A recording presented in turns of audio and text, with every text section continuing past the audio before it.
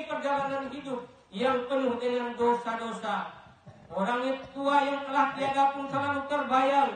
Jasa-jasa mereka telah banyak diberikan kepada kita.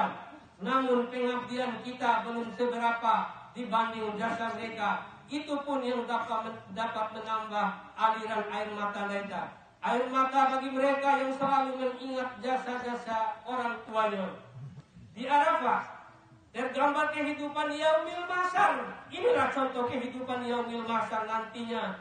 Dan tergambar perlunya membina hubungan hablum minallah dan hablum minannas. Di Arafah, mawara ederu sarumbun daida, mawara ederu rumah, mawara ederu saudara-saudara muslim daida. Di Arafah, dari Allah Subhanahu wa taala akan bangga akan keberadaan hambanya. Dan pada hari wukuf itulah Allah Subhanahu wa taala londo kaina di langit dunia akan membanggakan penduduk bumi terhadap isi langit dengan firman-Nya.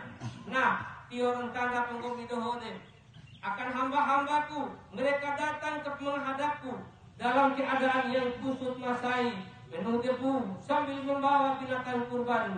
Mereka datang dari pelosok-pelosok yang jauh, mengharapkan rahmatku dan tidak peduli akan azab siksaanku. Allahu Akbar, walillahil hamd. Jamaah Idul Adha rahimakumullah. Arafah adalah simbol persaudaraan dan persatuan. Di kala wukuf tidak ada beda, mandarwara, manaegora, memiskin, yang pintar dan lain sebagainya. Tiada kaya dan miskin, semua sama di mata Allah. Kecuali kaina ederu hanya orang-orang yang bertakwa dua. Inna akramakum indallahi atqakum. Sesungguhnya yang mulia di antara kamu ialah yang paling takwa. Di Arafah para jemaah haji menginjakkan kaki mereka di Jabal Rahmah. Ederu doro kasih sayang, berarti sangat disayangkan.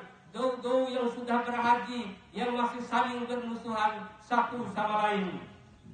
Hikmah wukuf, ederu persaudaraan dan persatuan, sangat dibutuhkan di ademori kuapone secara sosial ke masyarakat sekarang akhir. Rasa persaudaraan sudah semakin menipis, persatuan semakin ditepis. Caci maki, saling hasut, saling membelakangi, saling sikut sudah dianggap biasa. Pantas bala Allah silih berganti turun menimpa daida. Rasa ukhuwah dan kasih sayang semakin jauh. Padahal muslim satu dengan muslim lainnya laksana satu tubuh, atau muslim yang satu dengan muslim lainnya laksana satu tembok yang saling menguatkan satu sama lainnya. Inilah yang menjadi dambaan hidup sosial ke depannya. Inilah perjalanan yang benar atau perjalanan yang lurus. Jemaah Idul Adha rahimakumullah. Ketiga di hari ini jemaah haji berada di Mina untuk melakukan pelemparan jumrah sebagai simbol komitmen untuk menjadikan setan sebagai musuh dalam kehidupan. Inna syaitani lil insani aduwwun mubin. Sepodanya setan ederu dari rupa manusia merupakan musuh yang nyata. Implikasi melempar jumrah sangat tepat diterapkan di tengah kehidupan sekarang ini. Sesungguhnya minum hamar, juna, dan mengundi nasib adalah bagian dari pekerjaan setan. Justru langkah-langkah setan inilah yang semarak menghiasi sudut kehidupan manusia sekarang ini. Allahu Akbar, walillahil hamd. Berarti ada memori kita. Ya, di perjalanan hidup ini kita harus selalu bersama dengan teman-teman mukmin kita dan hindarilah berteman dengan setan. Kaum muslimin muslimat, jamaah Idul Adha yang dirahmati Allah, keempat sesuai seusai sahabat melempar jumrah, para jamaah haji akan menyelesaikan tawaf dan sa'i. Tawaf 7 kali mengitari Ka'bah adalah simbol kesetiaan daita untuk mendekatkan kekudusan diri kita dengan Tuhan kita. Kita dan tawaf itu menggambarkan bahwa seakan-akan kita bersumpah kita akan selalu memagar sarung munai edet dan jauh dari hal-hal kufarat dan syirik. Kemudian sa'i sebagai nampak tilas perjuangan Siti Hajar mencari air. Para jamaah haji akan berjuang sungguh-sungguh, berjuang dalam hidupnya mencari ridha Allah Subhanahu wa taala, berjuang mencari kemaslahatan dunia dan akhiratnya. Berarti ujung dari perjalanan kita, bagaimana kita mampu selalu dekat dengan Tuhan kita, dan dalam perjalanan ini perlu kepada ade mencari ridha Allah Subhanahu wa taala. Jamaah Idul Adha rahimakumullah. Idul Adha disebut sebagai hari raya haji dan kurban. Kaitan dengan Idul Kurban. Dan ingat mereka peristiwa pengorbanan yang sangat besar dalam perjalanan hidup insan hamba Allah. Ederu pengorbanan Ibrahim, Ismail dan Siti Hajar. Sejarah pengorbanan mereka sekaligus menggambarkan profil bagaimana punya sarana dari dong tua, punya cara dari ama, punya cara dari ina, dan punya cara dari anak. Yang Nabi Ibrahim sebagai profil bapak yang baik. Bertahun-tahun Nabi Ibrahim berdoa agar dapat dikarunia anaknya. Namun dikala dikarunia seorang anak yang bernama Ismail, datanglah perintah Allah Subhanahu wa taala, "Fama balaga nafus fama balaga mau saya kama ya bunaya inni ara fil manami anni albahuka fanzur madza tara." Ketika anak itu telah sampai umur, Ibrahim berkata, "Wahai anakku, sesungguhnya aku melihat dalam mimpiku bahwa aku menyembelihmu, maka akan aku mengomi apa pendapatmu." Pada saat sekarang memuncak cinta kasih sayangnya kepada anak tunggalnya, akan anak kandung si biram tulang yang menjadi cahaya mata. Betapa kaget dan guncangnya hati Nabi Ibrahim. Tiba-tiba datang perintah melalui mimpinya untuk menyembelih anak tercinta satu-satunya. Tapi Nabi Ibrahim adalah teladan dari seorang hamba yang sempat terbuai dengan cintanya pada Ismail, tapi dengan ketegaran hati ia menghadapi ujian yang sangat berat dan mengerikan. Ia adalah bapa tauhid yang mengesahkan Allah, hanya patuh kepadanya.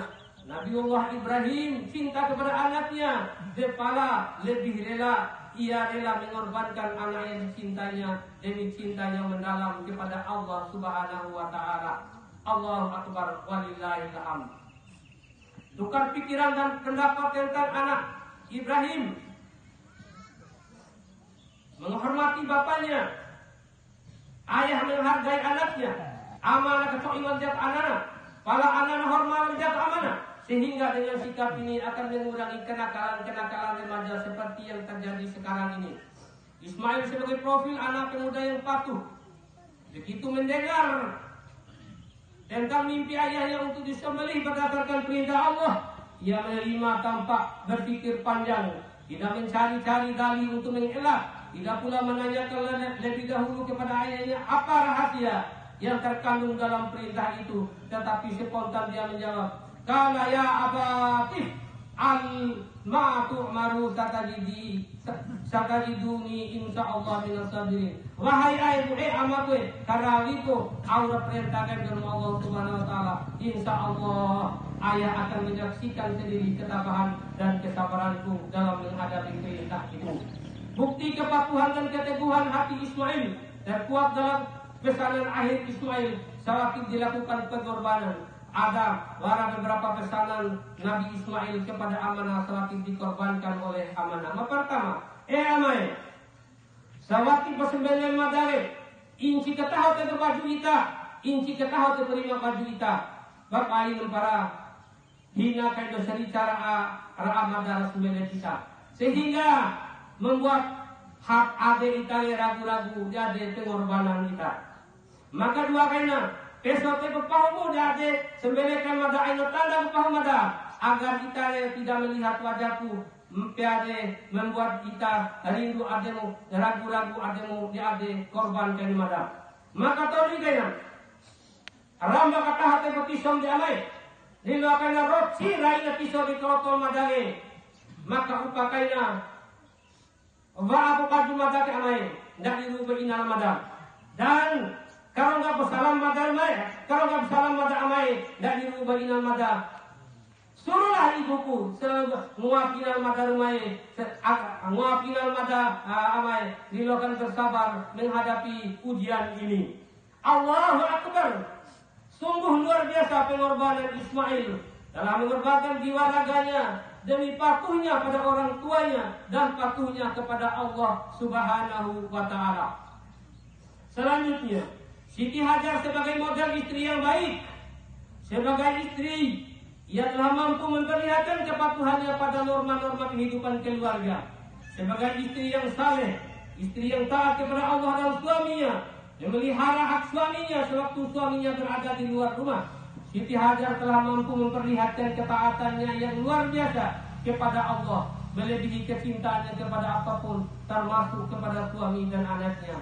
Siti Hajar cinta kepada anaknya, tetapi dia telah mengorbankan anaknya untuk disembelih. Bantu melecir sanggup Siti Hajar anaknya, depala orang korban malah hajar anak-anak dan disembelih oleh suaminya, karena dia tahu perintah itu datang dari Tuhannya. Profil inilah yang perlu diikuti oleh ibu-ibu. Bagaimana mengkombinasikan kanika antara ketaatannya dari Allah Subhanahu wa taala, rokanika toa dirahi serta cinta dan sayang dari rubah anak atau indah. Jamaah Idul Adha rahimakumullah, apa yang telah dipentaskan oleh Ibrahim, Siti Hajar dan Ismail sebagai pelaku utama dalam peristiwa kurban dan pengorbanan bersejarah itu, pada dasarnya adalah suatu gambaran tentang hakikat hidup yang sebenarnya yang tak kenal henti. Sebab memang hidup ini adalah perjuangan dan pengorbanan. Tak ada kehidupan tanpa pengorbanan, serta rintangan yang membutuhkan pengorbanan dan keteguhan hati dalam menghadapi. Inna ataina kal kausar fasalli rabbika wanhar inna saniyaka huwal abtar. Kita telah